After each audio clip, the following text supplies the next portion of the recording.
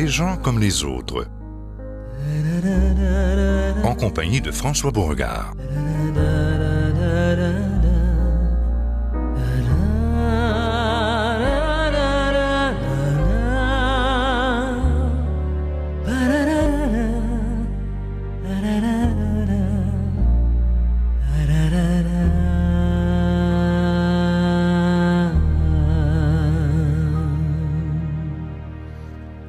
C'est François qui vous souhaite la bienvenue à l'émission Des gens comme les autres. Aujourd'hui, on va parler des besoins et services en accompagnement pour des personnes qui vivent avec des limitations fonctionnelles, incapacité, handicap, moteur, entre autres, mais pas seulement.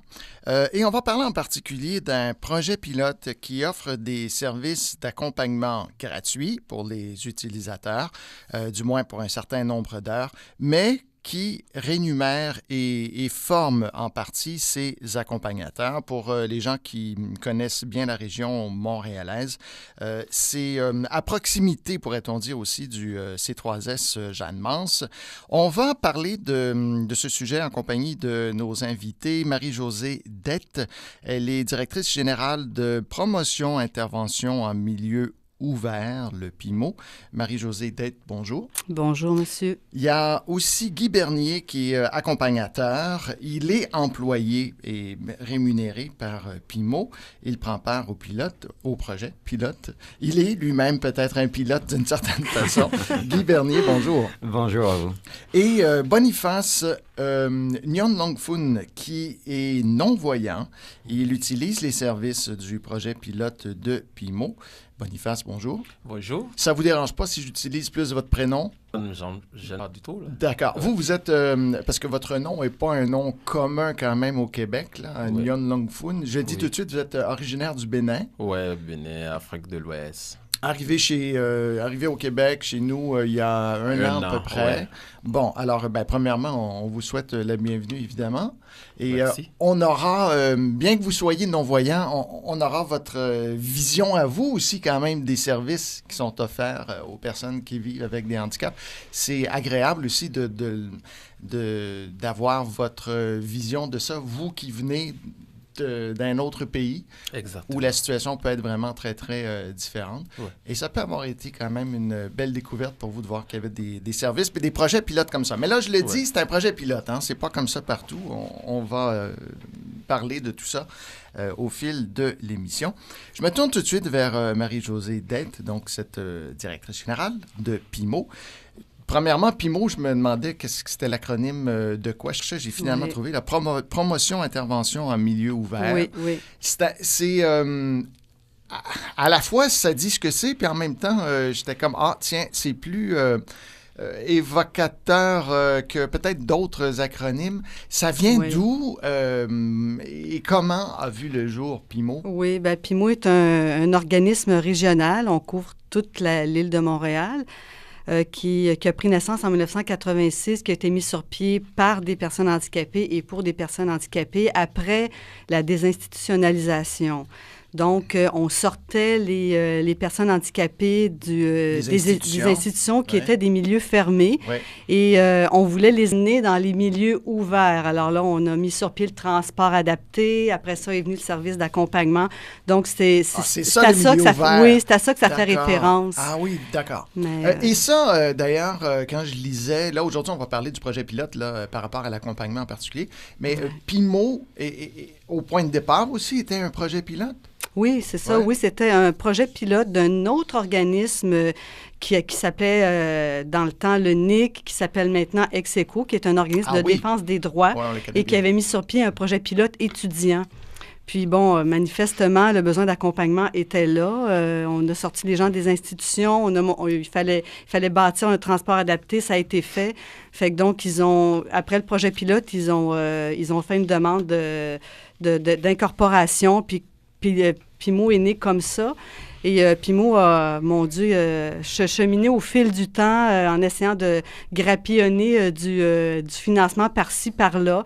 Alors, bien qu'on a une mission régionale, on reste quand même un petit organisme qui n'est pas suffisamment financé et on ne réalise pas pleinement notre mission.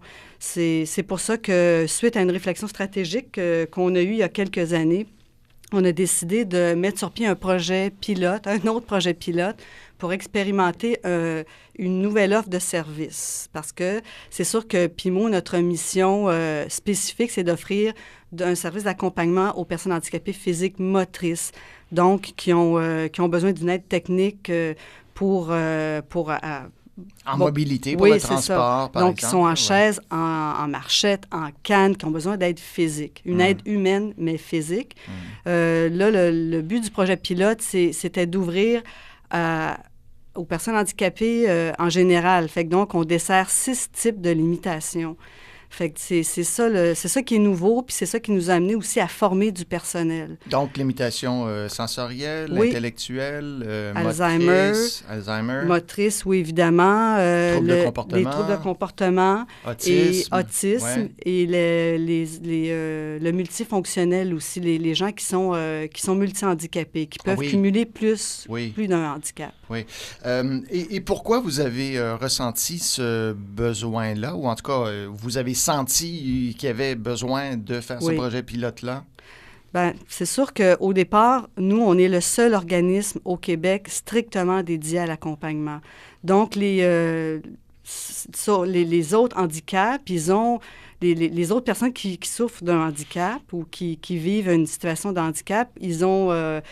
Chacun a ses organismes-là spécifiques, mais tout le monde travaille en silo. Tout le monde travaille en vase clos. Et puis, les gens peuvent donner un peu d'accompagnement. Il y a des organismes qui ne peuvent pas en donner du tout. Il y a d'autres organismes que c'est des organismes strictement locaux.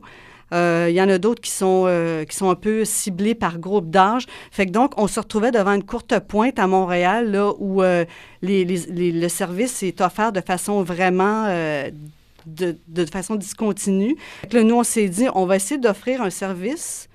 On a expérimenté une nouvelle offre de service où on travaille en partenariat avec d'autres organismes qui offrent aussi des services d'accompagnement et avec qui on va mettre les ressources d'accompagnement ensemble, mais tout en comblant les trous puis les chaises vides. Un genre de point d'accès unique là, au point de départ, c'est-à-dire oui. Si on a besoin d'accompagnement, on peut s'adresser à vous, puis vous allez pouvoir nous aider d'une façon ou d'une autre. Là. Il y a entre autres ce projet pilote-là. Mais en tout cas, il y a quelque chose de, je dirais pas de fédérateur, mais en même temps...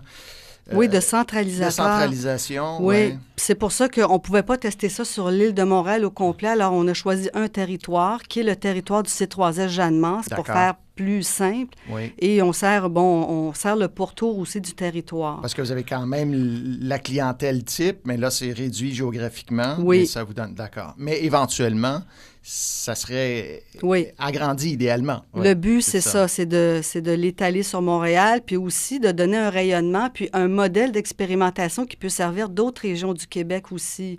Parce que c'est sûr que cette expérimentation-là rentre en ligne de compte avec la politique à part entière, qui est la politique d'intégration sociale des personnes handicapées.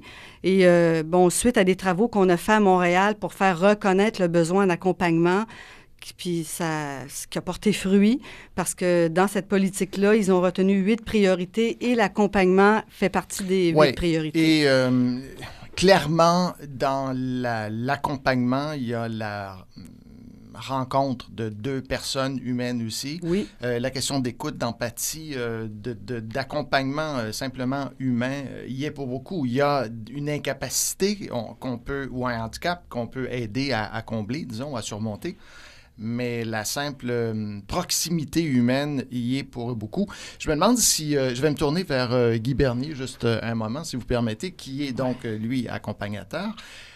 C'est quelque chose, vous, qui, au point de départ, j'imagine, vous a attiré vers ça, justement, faire de l'accompagnement, cette rencontre humaine. Oui, ça a toujours été un peu mon domaine, mais pas avec une clientèle. J'ai touché un petit peu à cette clientèle-là. Mais d'y retoucher et de cette façon-là, et d'embarquer dans un projet aussi animé avec un groupe d'équipes, une équipe d'accompagnateurs, c'est vraiment fantastique. Mais le côté humain, vous avez tout à fait raison. Et je suis agréablement surpris de constater que à chaque accompagnement que j'ai fait, je rencontre la personne. Et pas l'image, pas l'apparence. C'est vraiment, je rencontre la personne. C'est la chose qui me réjouit le plus. Puis je pense que le plus grand cadeau que je peux donner ou que nous pouvons donner comme accompagnateur à la personne, c'est pas autant, où ça peut donner de l'espoir ou l'amour inconditionnel, mais le plus beau cadeau, c'est vraiment une présence. Une présence qui est au-delà des masques et des peurs, parce qu'on peut avoir plein de peurs, puis c'est pas dit, puis on pense qu'on a le sourire, mais on arrive avec tout ça. Alors, quand on arrive avec ces peurs-là un peu tassées, vraiment une présence de cœur, ben ça donne des contacts durant la rencontre, moi qui me renverse. C'est magnifique. J'adore ça. Et ça peut être très important parce qu'il y a toujours quand même un plus grand danger d'isolement quand il y a des gens qui vivent là en situation de handicap. Alors ça, effectivement, la présence, l'empathie d'une personne qui est avec eux tient pour beaucoup. On se tourne vers vous, Boniface. Vous êtes donc une personne qui vous bénéficiez là, du projet pilote de PIMO. Comment vous avez entendu parler de PIMO? Oh, bon, quand moi j'étais venu, ça fait 1 an, 1 mois que je suis au Québec. Bon, plus précisément à Montréal, mais je n'ai pas un carnet d'adresses fourni d'amis. Bien sûr, ben oui. Donc, et puis, je m'étais inscrit à INLB, Institut Nazareth Louis Braille. Et puis, ça suit le processus de réadaptation. Normalement, bon, ça suit son cours, mais c'est avec mon intervenante en mobilité, c'est des programmes qu'on fait, programmes d'apprentissage, rencontres d'apprentissage, d'accord. Mais avec ça, c'est vrai que je suis quelqu'un, bon, ils m'ont déclaré voyageur, donc je peux être autonome, ouais. D'accord, parce que j'assimile un peu, pas mal. Votre environnement, vous voulez dire, et vous assimilez la réadaptation? Oui, d'accord. c'est ça. Mais ce qui est clair, on peut pas connaître tous les endroits possible. Donc, moi, j'ai discuté avec des amis, mais c'est un jour, bon, il y a une amie qui est béninoise aussi, qui est ici, elle a étudié ici, c'est elle qui a eu la puce à l'oreille, et elle m'a dit, mais tiens, mon ami, je vais briser ton isolement en t'apportant une nouvelle là. Et donc, elle m'a communiqué l'adresse de PIMO, donc j'ai sauté là-dessus, je dis mais c'est un projet salutaire. Oui. Mais parce que je vous avoue, c'était pas évident qu'on me retienne moi, parce que moi j'étais un peu loin, moi j'étais à Saint-Laurent. Oui. Mais et puis par de diplomatie, moi j'ai réussi, et puis par la chance aussi, parce que au même moment, j'ai bénéficié, mon programme de mobilité et orientation a commencé. C'est quoi ça, mobilité et orientation? Mobilité, c'est que apprendre l'utilisation de la canne, apprendre à traverser les intersections, apprendre à prendre le métro seul, tout et tout. Oui. Donc, ça a commencé en mois de mai. Donc, en juin, j'ai tellement bousculé mon intervenante. Donc, on a progressé. On a avancé. Donc, moi-même, j'ai assimilé pas mal de choses. Donc, je prends le métro. Donc, j'ai réussi à convaincre les responsables de PIMO. Donc, ils ont dit, bon, si tu peux nous rejoindre à tel métro, bon... D'accord. Ouais. Je vous écoute parler, j'ai l'impression que vous allez devenir guide touristique à Montréal. Ça continue comme ça avant longtemps. On va aller en musique dans un instant et au retour, parce que là, quand même, vous êtes en train de parler, Boniface, de la réadaptation. Oui. Ce qui me fait me demander, en fait, donc, vous n'êtes pas aveugle de naissance. Alors, on pourrait peut-être voir un tout petit peu aussi comment vous en êtes arrivé à être non-voyant, comment ça s'est développé. Et évidemment, on va poursuivre après ça sur ce que c'est aussi que l'accompagnement comme tel. Et puis la chanson donc qu'on va entendre, en fait c'est la vôtre, Boniface. Okay. C'est une très belle chanson. Vous avez choisi pour nous? Ah oui, je vais choisir pour vous, pour nous tous. Pour nous tous, parce que c'est cool à entendre, c'est a cappella, sans instruments. Bon, les instruments, c'est les instruments vocaux, rien que les instruments vocaux. Et puis, moi, j'adore la musique polyphonique parce que j'avais fait la chorale aussi. Ah oui? Et puis, j'avais fait un groupe au Bénin aussi de musique polyphonique. Donc, moi, j'adore ça. Et quand j'écoute, ça m'éveille bien. Et Stand By Me, c'est pour vous, ça évoque l'entraide ou quoi?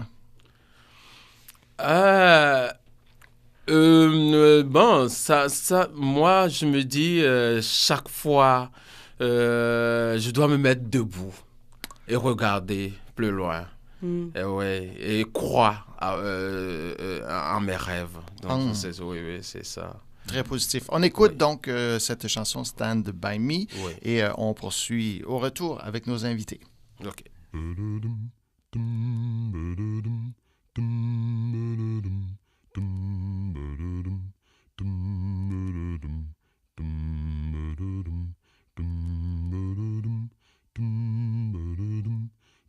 When the night is come and the land is dark and the moon is the only light we'll see. Oh, I won't be afraid. No, I won't be afraid. Just as long as you stand by me. If the sky that we look upon should tumble and fall, or the mountains should crumble to the sea, I won't cry, I won't cry, no, I won't shed a tear, just as long as you stand by me. So darling, stand by me, stand by me, stand by me, stand by me. Won't you stand by me, stand by me, stand by me.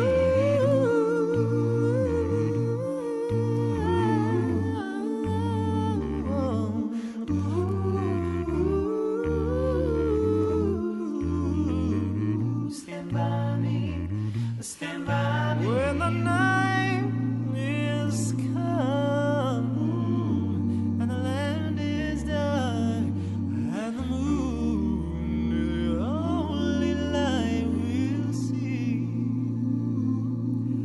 I won't be afraid. No, I won't be afraid. Just as long as you stand by me. So darling, stand by me. Stand by me. Stand by me. Stand by me. Lord, won't you stand by me? Stand by me. Whenever you're in trouble, you just stand by me. Stand by me. Oh, stand by me. Stand by me. Lord, won't you stand by me?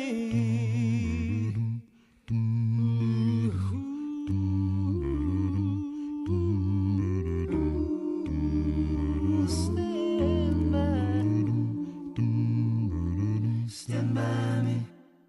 Le show musical de Boniface Nyon-Nongfun, qui est un de nos invités non-voyants, utilisateurs des services là, de ce projet pilote de Pimo.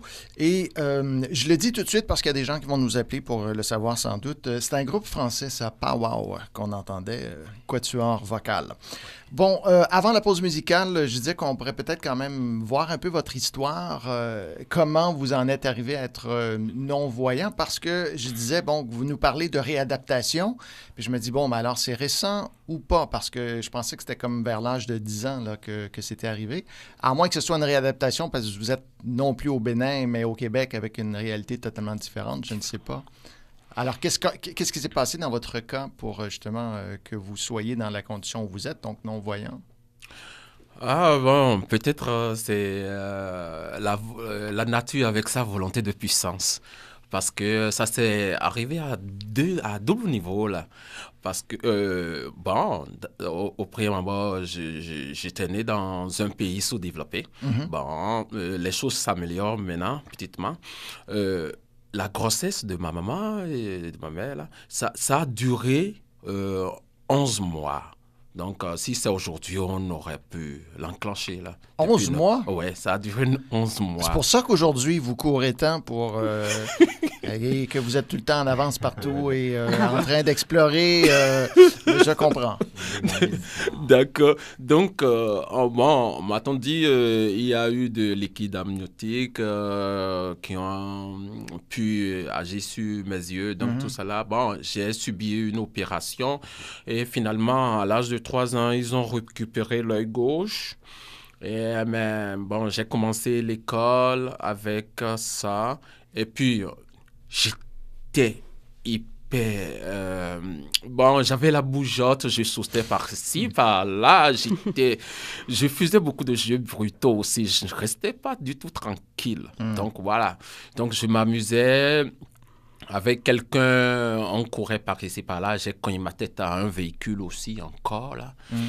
Donc, et puis, on m'a administré beaucoup de médicaments plus tard, mais comme ça, petitement, j'ai commencé par j'ai commencé par perdre la vue, là, et progressivement à 9 ans, j'ai perdu complètement la vue, et à 15 ans, bon, je n'ai plus du tout la lumière aussi. Mais moi, j'ai pris mon mal à bras le corps, parce que les parents ont accepté que je participe aux activités avec les amis, donc j'ai fait la chorale, j'ai fait l'athlétisme aussi au Bénin, j'ai été à l'école jusqu'à l'université aussi au Bénin. Mais arrivé ici, bon, les réalités ne sont pas les mêmes. Ici, l'accessibilité suit son cours. Chez nous, au Bénin, c'est encore un vœu pieux parce que les trottoirs ne sont pas encore adaptés, tout et tout, bon, plein de choses. Donc ici, l'accessibilité, ça suit son cours et puis il me faut, parce que les réalités ne sont pas les mêmes, il me faut, parce que je ne connais pas le milieu aussi. Et pour un non-voyant, par exemple, quand je viens ici et quelqu'un ne m'explique pas tout ce qui est autour de moi, je peux me faire une idée grandiose, une idée maouf. Donc, je sais pas. Donc, quand je viens, je suis venu, donc je ne connais rien du tout. Donc, il me faut me réadapter, me montrer des choses, tout ce qui est accessible, tout ce qui n'est pas accessible. Donc, voilà. Vous êtes un peu, vous aimerez pas l'image, mais vous êtes quand même un peu comme un enfant, dans la mesure où on peut être très dépourvu quand on est dans un milieu, un environnement qu'on ne connaît pas. Oui. On perd une bonne partie de nos moyens, là. Ça, c'est très clair. D'où l'importance, justement, d'explorer son environnement, de pouvoir s'habituer à son environnement, justement, le mieux connaître. Oui. Et ça, avec l'aide de quelqu'un qui vous accompagne, ça permet de le faire de façon sécuritaire et puis de profiter de la vision des yeux de l'autre aussi pour des descriptions. Guy Bernier, bon, vous, évidemment, vous accompagnez différentes personnes. Est-ce que vous accompagnez parfois Boniface? Est-ce que vous accompagnez des non-voyants parfois? Oui, mais Boniface, je n'ai pas encore eu l'honneur de le rencontrer, de l'accompagner. C'est mon premier matin avec Boniface. D'accord. Ce matin, je suis allé chercher au métro. Oui. Déjà, c'est mis déjà un sourire et c'est merveilleux encore une fois. Oui, c'est vrai il faut le dire, il a une superbe personnalité. Oh, oui, je ne la connais pas depuis déjà, longtemps, mais oui. C'est vrai, il est attachant, déjà, Ouais. je viens de le connaître. Oui, je rencontre de toutes les catégories des gens. Et ben voilà, Boniface, je n'ai pas encore eu l'occasion de le rencontrer, mais c'est vrai que nous sommes, pour beaucoup, les yeux de la personne, nous sommes les bras, les jambes des gens, mais jamais son cœur, quelque part. Et ça, pour moi, c'est la chose qui reste à connecter avec la personne, qui nous connecte avec la personne, qui donne un... C'est vous qui disiez que vous êtes aussi, vous êtes un compagnon pendant un certain temps, mais vous êtes aussi une extension de la personne. Exactement. C'est vraiment, nous sommes vraiment une extension de la personne. Et ça demande une grande écoute parce que je ne suis pas là pour répondre à satisfaire mes petits besoins. Je les oublie pas. Je suis bien connecté avec moi d'abord, mais aussi avec la personne. Et au départ, on a une fiche de la personne. On nous dit qu'on va sortir avec telle personne à telle heure pour tant de temps. Alors, nous, on va chercher la personne, on la rencontre à une station ou chez elle. Et on part, on a déjà une référence de la personne, un peu son pedigree. Et là, on s'en va. Puis là, c'est la personne qui dit, ben moi, aujourd'hui, je fais telle activité sociale, sportive, récréative. Et nous, ben, on suit ce qu'ils veulent. Mais c'est magnifique. Marie-Josée, Oui, oui, oui, je voudrais peut-être ajouter que oui, c'est sûr qu'on dit à nos accompagnateurs, oui, c'est ça, vous êtes les yeux, les mains, les jambes. C'est de la suppléance. Puis c'est important aussi de dire qu'ils sont pas là pour faire à la place de la personne. Il y a des personnes qui veulent se faire prendre en charge.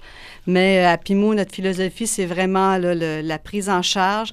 Puis on pousse les personnes à s'auto... Oui, l'autonomie, c'est Oui. très important. Ça demeure très Oui. important parce que les accompagnateurs ne peuvent pas toujours être là, clairement. Qui sont qui sont vos clients et qui sont les accompagnateurs? Là, Guy en est un exemple. Qui va vous voir pour devenir justement accompagnateur? Puis il faudrait, entre autres, peut-être faire la différence entre les bénévoles et les rémunérés.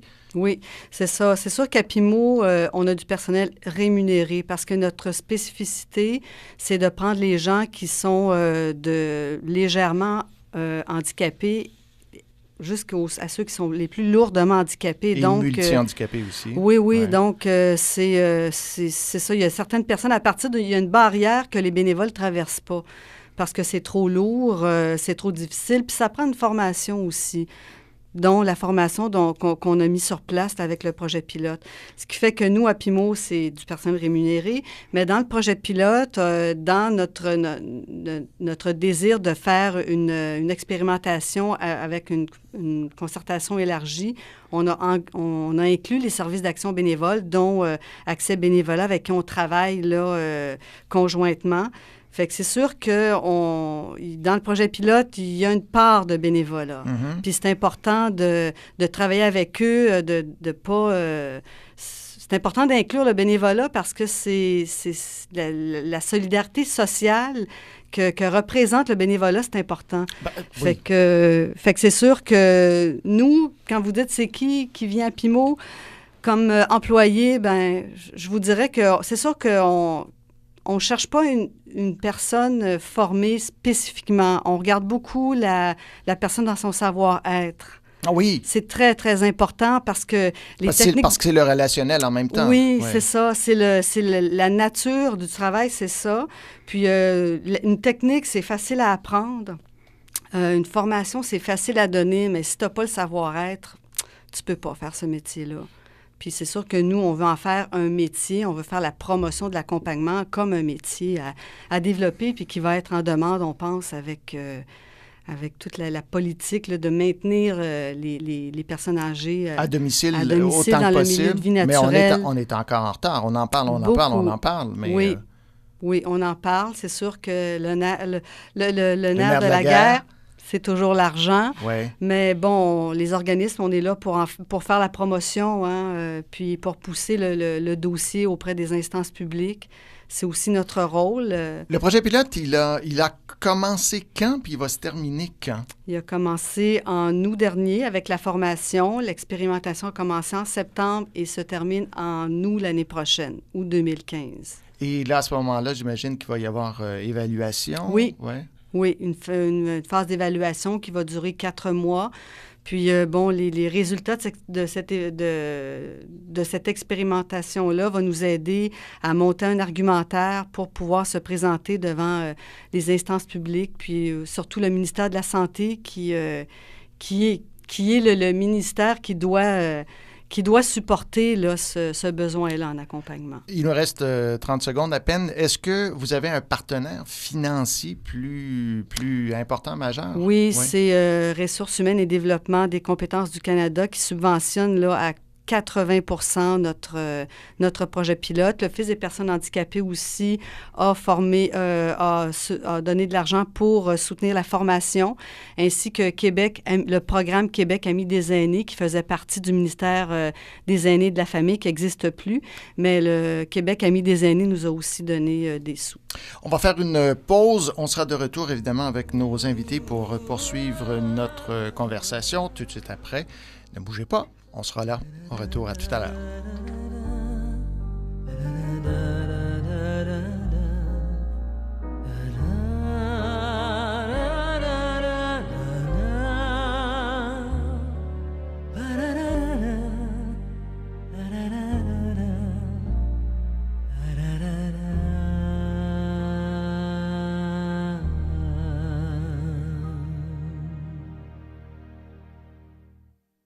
Vous écoutez Radio VM.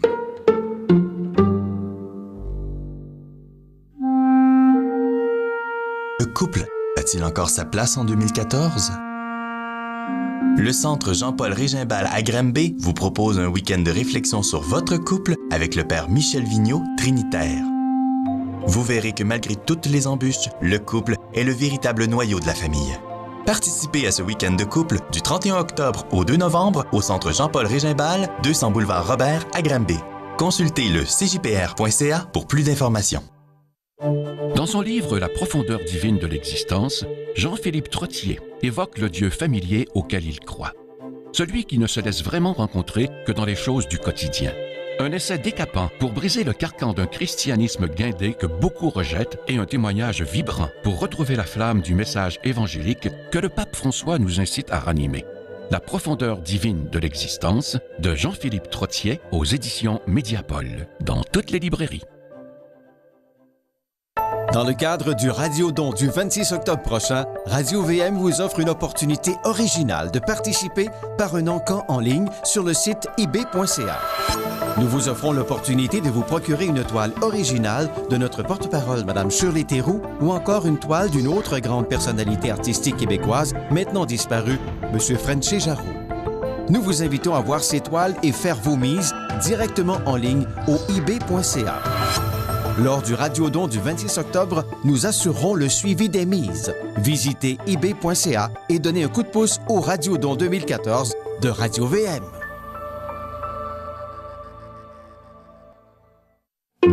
Vous êtes à l'antenne de Radio VM. Vous êtes une personne handicapée, un membre de votre famille est handicapé, vous avez des questions, des besoins, ou vous aimeriez que l'on vous accompagne dans vos démarches, le service de soutien à la personne de l'Office des personnes handicapées du Québec est là pour vous. Quelle que soit la situation vécue, qu'il s'agisse de difficultés en matière d'éducation, d'emploi, de transport ou de toute autre activité de la vie quotidienne, nos conseillers et conseillères ont l'expertise et les outils pour vous aider. Un seul numéro de téléphone à composer pour nous rejoindre, le 1-800-567-1465. Vous écoutez Des gens comme les autres, en compagnie de François Beauregard.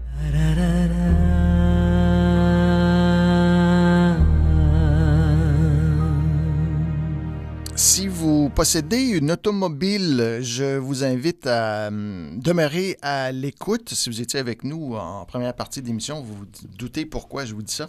C'est que Pimo, quand même, est à la recherche de bénévoles et spécifiquement, ou plus spécifiquement encore, ceux qui possèdent une automobile, évidemment, pour pouvoir faciliter le transport. Je n'ai pas donné encore le numéro de téléphone de Pimo. Je vais le faire. Vous me corrigerez, Marie-Josée, là, si je fais erreur. 514-288-9775. Ça, c'est PIMO, le PIMO régulier, notre organisme, mais le projet pilote, c'est 438-382-7800 si vous avez, c'est ça, des demandes. Et surtout, si vous êtes un bénévole avec voiture, que vous êtes intéressé à faire du bénévolat, vous pouvez appeler, le projet pilote aussi, là, mais vous pouvez appeler directement l'organisme Accès Bénévolat et parler à Mme Claire Parr. Ça n'a pas besoin d'être la voiture de l'année, là, parce que moi, j'ai une vieille automobile. Non, ça va. Du moment qu'elle soit sécuritaire, ça va. Oui. Alors, je redonne le numéro 438-382-7800. Avant la pause, évidemment, je disais qu'on poursuivrait notre conversation, mais je veux revenir plus spécifiquement vers Guy Bernier, qui est l'accompagnateur. Je vais vous représenter là quand même avec qui on parle pour ceux qui viendraient tout juste de se joindre à nous. Alors, Marie-Josée Date, on vient tout juste de l'entendre, elle est directrice générale de promotion, intervention en milieu ouvert, le PIMO. Guy Bernier, qui est accompagnateur, c'est un employé rémunéré, en tout cas, par le PIMO. Employé vraiment ou... Oui. Oui, vraiment, employé. Oui. Par le PIMO. Il prend part au projet pilote dont on parle. Et puis Boniface Nyon-Longfun, qui est non-voyant et c'est un utilisateur justement des services de PIMO et de ce projet pilote. D'ailleurs, c'est pas un nombre, c'est pas une... cette offre, elle n'est pas infinie. Hein? Il y a un certain nombre d'heures, je pense.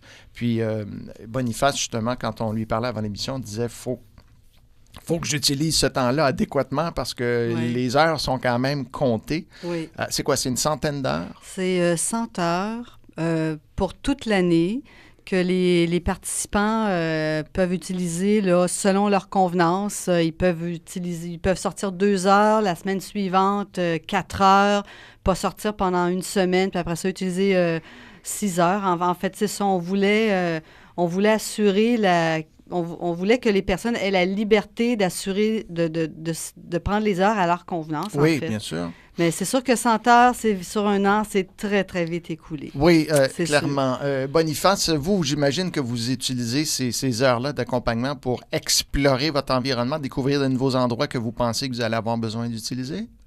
Non, bon, moi, c'est pour des choses vraiment spécifiques parce que je ne voudrais pas en aucun cas gaspiller mes 100 heures là. Parce que, vous voyez, il y a des choses spécifiques. Par exemple, peut-être, la semaine dernière, il y avait eu le Salon national de l'éducation. Oui. Quelque chose comme ça. C'est une grosse fois. Oui. Donc, pour un non-voyant, il faut quelqu'un. Écoutez, moi, quand j'y vais, je me perds. Alors, je peux imaginer un non-voyant. Voilà. Oui. Donc, des choses comme ça, claires. Donc je peux solliciter l'aide de l'accompagnement. De l'accompagnateur, de PIMO. Par exemple, si j'y vais à une conférence de presse, ou l'endroit je ne connais pas du tout, voilà, des choses comme ça. Sinon, j'utilise moi mon temps à bon escient et j'ai mon œil là-dessus. Clairement. Parce que c'est jusqu'en août. Guy Bernier, donc, je disais, vous êtes accompagnateur. Vous avez évoqué tout à l'heure quand même l'importance pour vous du côté humain, justement, de ce travail-là. Dans votre cas, c'est quand même un travail. On voit que vous le faites de bon cœur, là, clairement. Qu'est-ce qui vous a amené quand même justement à devenir un accompagnateur? Vous avez déjà travaillé, vous, avec justement des gens là, qui vivaient des situations particulières? Oui, particulièrement beaucoup, adultes et jeunes aussi, comme les décrocheurs, par exemple, les jeunes avec des troubles de comportement, troubles de difficulté d'apprentissage et tout ça, beaucoup en milieu scolaire. J'ai un bac en enseignement aussi. Puis je travaille beaucoup dans le domaine de la relation d'aide avec la communication non violente du Dr. Marshall Rosenberg. Avec la communication non violente de Marshall Rosenberg. Au Québec, on l'appelle aussi communication consciente. D'accord. Donc, ce qui amène à être très présent. C'est une approche qui est basée beaucoup sur l'empathie. Donc, de là que c'est sûr que moi, ça me colle beaucoup et j'adore ça. Puis en fait, c'est comme ce qui m'a amené ça, c'est par l'entremise d'une amie qui m'a parlé du projet pilote. Et moi, de partir, j'en ai déjà fait auparavant d'autres projets, et de partir, parce que j'étais beaucoup dans le sport également, donc d'équipe, et je comprends cette synergie d'équipe. Et de partir avec un groupe, parce qu'on était 12, on était formés 12 accompagnateurs, accompagnatrices, et sur ça, il y en a 9 qui ont été choisis, sélectionnés. Donc, on a une belle équipe de 9 accompagnateurs, accompagnatrices très dynamiques. Et donc, moi, de partir avec un groupe comme ça a été fantastique. J'ai adoré la formation, le groupe, tout le groupe, tous les formateurs professionnels que nous avons eus. Donc, c'est l'entraide, c'est d'explorer des choses nouvelles, et moi, ça m'anime. Et d'amener ça à bon port aussi, de faire quelque chose, parce que oui, moi, je l'appelle que je ne vois pas comme si c'était un travail. Moi, je m'en vais m'amuser avec la vie quand je pars à accompagner quelqu'un. C'est vraiment un jeu de la vie. On peut croire que c'est pas sérieux. Pas du tout. Je veux dire, on peut jouer sérieusement. Alors, moi, c'est ce qui me motive le plus. Et c'est toujours d'amener... Peut-être que je déroge un petit peu de ta question, là, mais avec vous avez le droit. L'accompagnateur, l'accompagnatrice, c'est toujours de leur ramener un petit quelque chose de plus. En fait, certainement qu'ils trouvent un bonheur quelque part dans leur journée. Oui. Et moi, j'aime défier un petit peu notre aspect mental, psychologique. Parce qu'on peut être dans une chaise, on peut être non-voyant, mais on est beaucoup plus esclave de notre mental. Moi, je suis esclave de mon mental. Moi, je me suis reconnu dans toutes les formations, je me suis reconnu, et dans tous les gens que j'ai rencontrés, parce qu'il y avait le côté pratique, je me suis vu dans eux, je me suis reconnu une petite partie dans eux. Mais c'était merveilleux, je le reconnais et je l'accepte. Et c'est fantastique. Puis c'est comme ça me permet de mieux connecter avec tous ces gens-là. Bien, c'est la différence et la ressemblance. Quand on parle des personnes handicapées, souvent elles sont mises à part et c'est des gens comme nous. La Boniface, c'est quelqu'un comme nous. Évidemment, il y a un passé différent. Il vient du Bénin, il a grandi différemment, il est non-voyant, moi je suis voyant.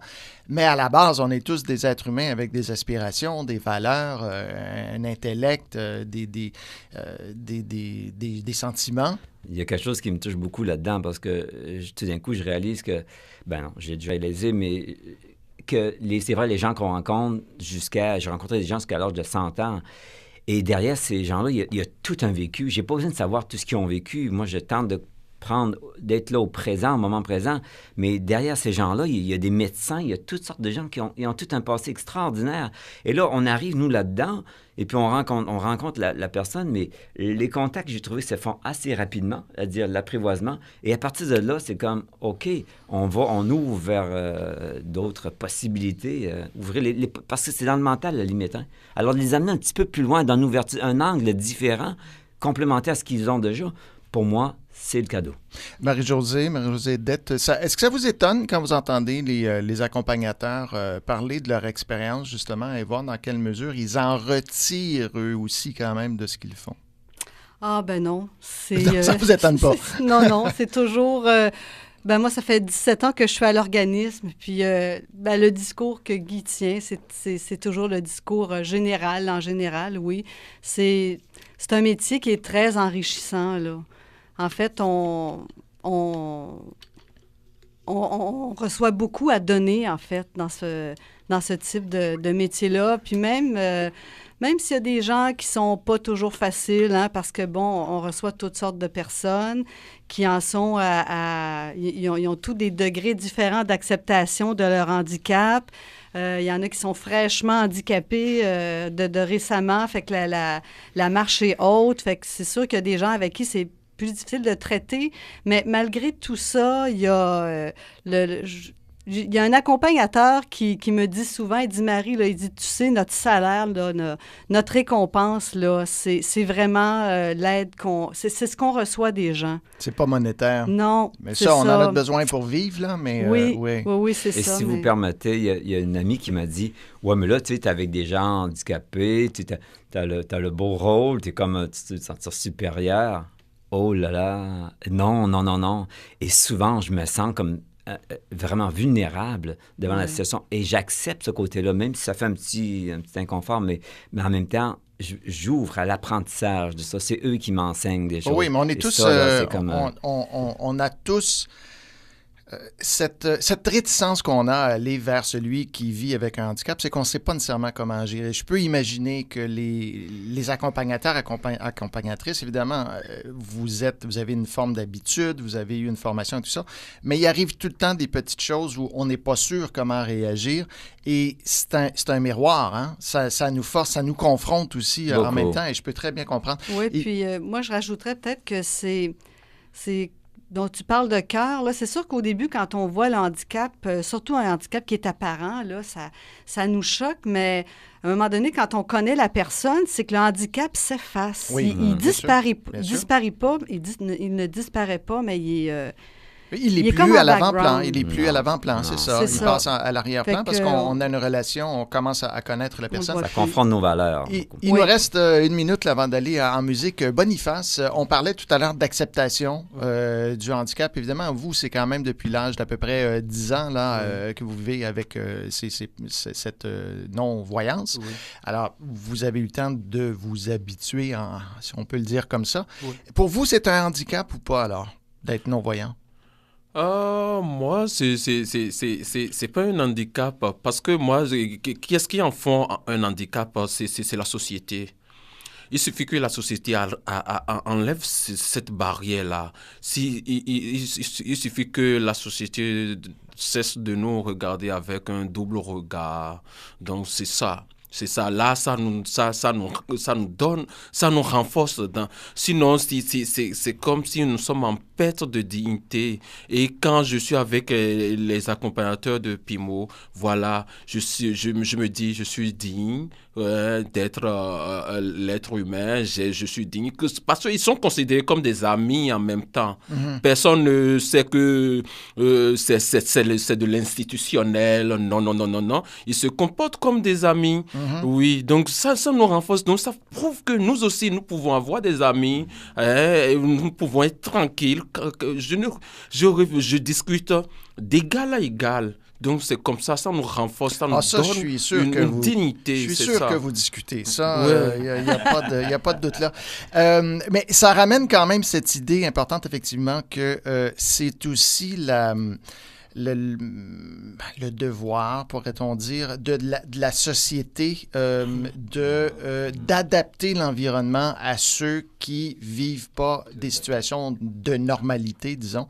Puis c'est dur à croire, parce que vous venez du Bénin, Boniface, oui. C'est dur à croire que dans la société où on vit ici, on n'arrive pas à faire ça. C'est vraiment...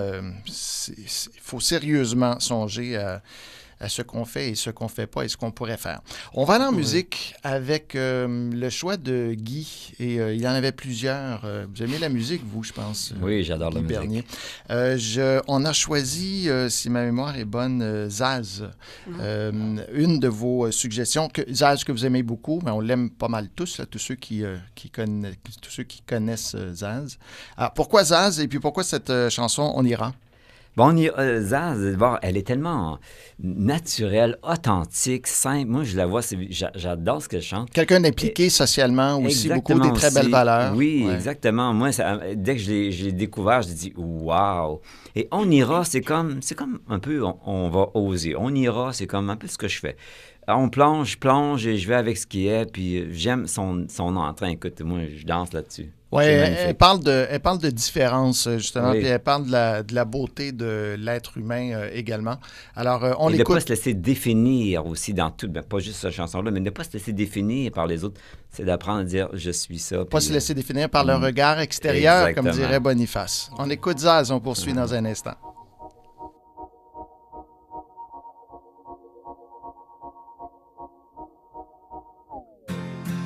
On ira écouter Harlem au coin de Manhattan, on ira rougir le thé dans les souks à Amman, on ira nager dans le lit du fleuve Sénégal et on verra brûler bomber sous un feu de Bengale. On ira gratter le ciel en dessous de Kyoto, on ira sentir Rio Bat au cœur de Janeiro, on lèvera nos yeux sur le plafond de la chapelle Sixtine et on lèvera nos verres dans le café Pushkin.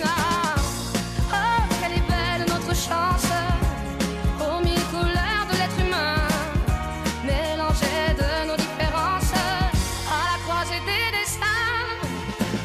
Les étoiles, nous sommes l'univers. Vous êtes un grain de sable, nous sommes le désert. Vous êtes mille pages et moi je suis la plume. Oh oh oh oh oh oh. Vous êtes l'horizon et nous sommes la mer. Vous êtes les saisons et nous sommes la terre. Vous êtes le rivage et moi je suis l'écume.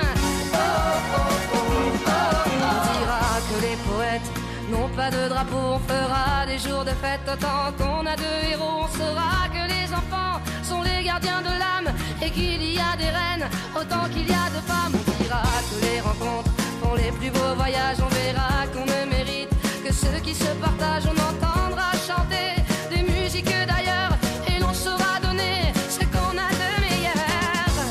Oh, quelle est belle notre chance aux mille couleurs de l'être humain, mélangées de nos différences à la croisée des destins. Vous êtes les étoiles, nous sommes l'univers. Vous êtes un grain de sable, nous sommes le désert. Vous êtes mille pages et moi je suis la plume. Oh oh oh oh oh oh. Vous êtes l'horizon et nous sommes la mer. Vous êtes les saisons et nous sommes la terre. Vous êtes le rivage et moi je suis l'écume. Oh, oh, oh, oh. Vous êtes les étoiles, nous sommes sommes l'univers. Vous êtes un grain de sable, nous sommes le désert. Vous êtes mille pages et moi je suis la plume. Oh oh oh oh oh oh. Vous êtes l'horizon et nous sommes la mer. Vous êtes les saisons et nous sommes la terre. Vous êtes le rivage et moi je suis l'écume. Oh oh oh oh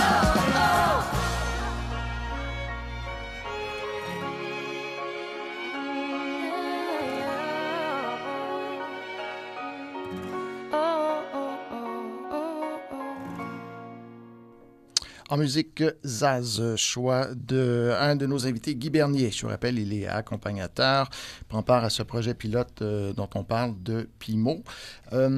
Avant de presque de clore, c'est fou, hein, parce qu'on regardait l'heure pendant la pièce musicale, on disait, mon Dieu, ça passe vite, ça passe vite.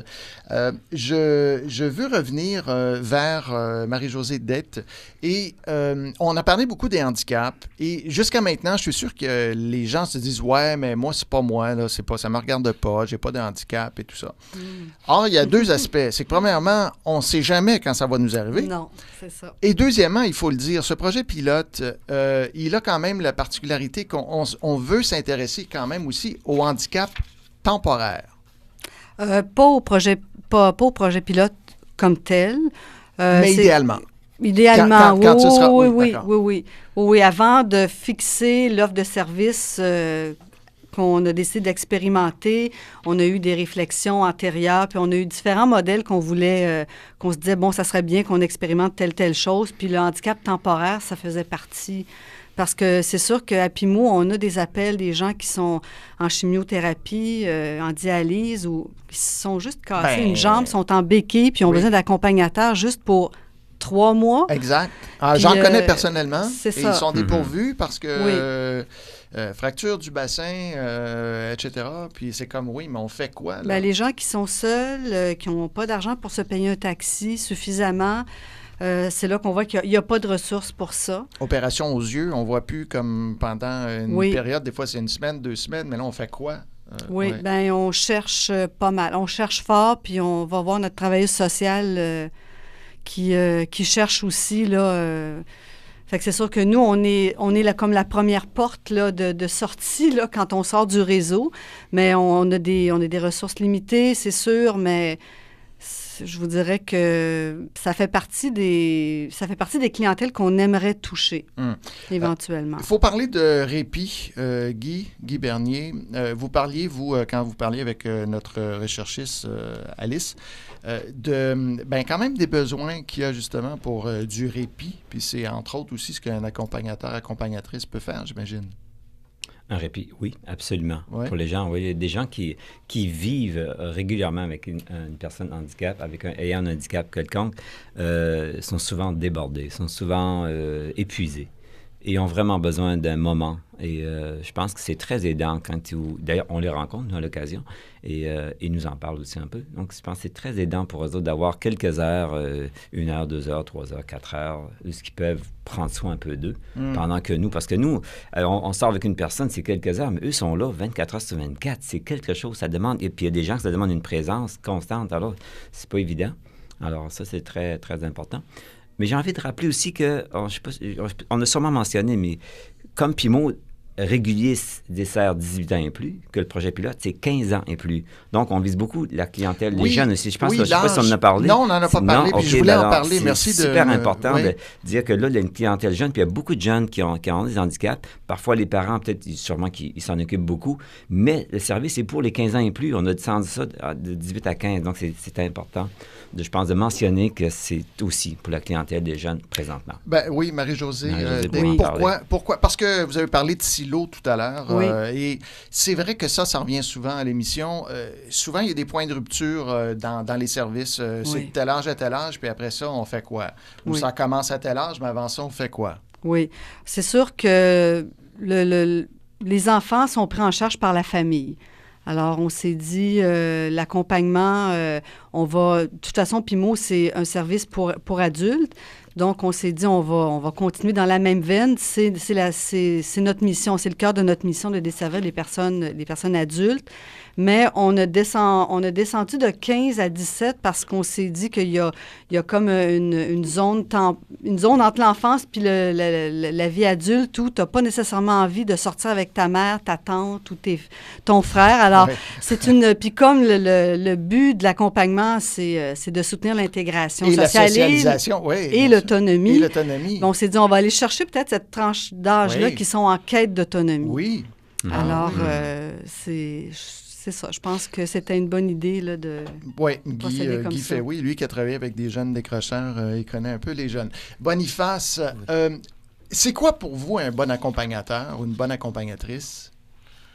Parce qu'on a eu Marie-Josée qui nous a dit un peu là, qui ils sont, mais c'est quoi pour vous un bon accompagnateur, une bonne accompagnatrice? Bon accompagnateur, moi, je ne veux pas d'accompagnateur qui va se masquer dans un mutisme. J'aime discuter. Moi, j'aime discuter. J'aime un accompagnateur, mais qui parle, pas beaucoup, mais qui parle quand même. Oui. Mais qui explique les choses. Parce que moi, je suis curieux. Donc, quand je vais quelque part, je souhaite souvent qu'on me décrive, en tout cas, tout ce qui est là. En tout cas, mais pas à l'extrême quand même, mais un accompagnateur souriant, qui parle, qui est relax. Donc, voilà, un bon accompagnateur pour moi. C'est sûr que quand vous allez, par exemple, dans des forums, des foires et tout ça, c'est vrai que ça prend quelqu'un qui est ouvert et qui va vouloir partager avec vous ce qu'il voit, effectivement, autour de vous pour vous aider à décider aussi où vous allez aller, quel kiosque vous allez vous arrêter. Marie-Josée, il nous reste 2-3 minutes. Je ne sais pas s'il y a quelque chose là, que vous voulez. Moi, je rappelle quand même que les gens qui nous écoutent, évidemment, qui voudraient être bénévoles, entre autres, j'imagine que vous fermez jamais la porte. Là, il y a ce projet pilote-là pour des gens rémunérés et c'est important. Oui, je pense que c'est important de le répéter là, pour les gens qui sont arrivés en cours d'émission, là, que un des objectifs du projet pilote, c'est d'augmenter l'offre de bénévoles avec voiture pour développer cette partie-là d'aide qui est très importante en accompagnement. Alors, si vous voulez faire du bénévolat avec votre voiture, accompagner des personnes qui ont des limitations, si vous êtes près du territoire du C3S Jeanne-Mance, c'est le pourtour, là, Rosemont, Petite-Patrie, tout ça, Hochelaga, Maisonneuve, vous pouvez appeler l'organisme Accès Bénévolat et parler à Mme Claire Parr. Je redonne le numéro de téléphone. Alors, pour ce qui est du projet pilote, là, c'est le 438-382-7800, 438-382-7800. Et le PIMO, son numéro général, là, quand même, 514-288-9775, 514-288-9775. C'est déjà tout. Merci beaucoup d'avoir été des nôtres. Marie-Josée Dette, je rappelle donc, vous êtes directrice générale de PIMO. Il faut me rappeler, ça c'est promotion, intervention en milieu ouvert, c'est ça? C'est exact. Guy Bernier, accompagnateur, merci infiniment d'avoir été des nôtres. Merci à vous. Et puis Boniface, je vais revenir avec votre nom tout au long. Nyong Long Fun, c'est bien ça? Exact. Bon, merci beaucoup à vous d'avoir été des nôtres. Merci. Et je vous souhaite encore de superbes explorations et découvertes de votre environnement. Merci, ça fait plaisir. Merci à vous d'avoir été des nôtres. Merci aussi à l'initiateur du concept et producteur François Pajot, à la recherche Alice Côté-Dupuis, technicien Daniel Fortin, nos partenaires l'Office des personnes handicapées du Québec, le Carrefour La Triade, la Fondation Claude Dussault, François Beauregard qui vous dit à la prochaine.